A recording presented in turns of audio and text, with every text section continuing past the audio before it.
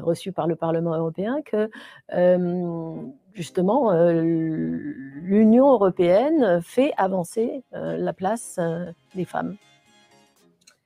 Là, il y a 2 questions en une. Il y a la question de la volonté, de l'Union européenne. Ouais, ça pour le coup, pour avoir travaillé, justement au Lobby européen des femmes, comme vous l'avez signalé, quelques mois, mais enfin, effectivement, j'ai eu ce plaisir un peu de voir de l'intérieur comment ça se passe et c'était, en 2018, donc j'étais, sur la fin de mes études.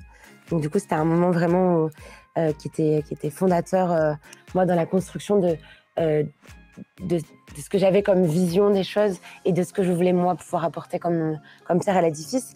Et du coup, effectivement, ce que j'ai pu voir, c'est que bien sûr, il y a des personnes qui freinent des 2 pieds, mais ça, je pense qu'il y en aura toujours.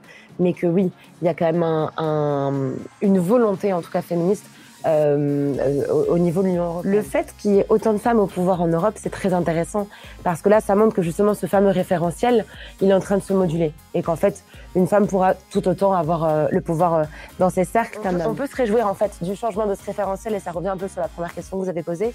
Maintenant, il faut rester très très vigilant et ne pas confondre féminine justement et féministe parce qu'il est essentiel que les personnes qui ont le pouvoir soient des années en fait de sommeil relatif de l'opinion publique par rapport au féminisme, ce terme et ce combat surtout soit revenu autant sur le devant de la scène parce que non, nos droits ne sont pas garantis et il est nécessaire de continuer à se battre pour et très très fort. Merci beaucoup.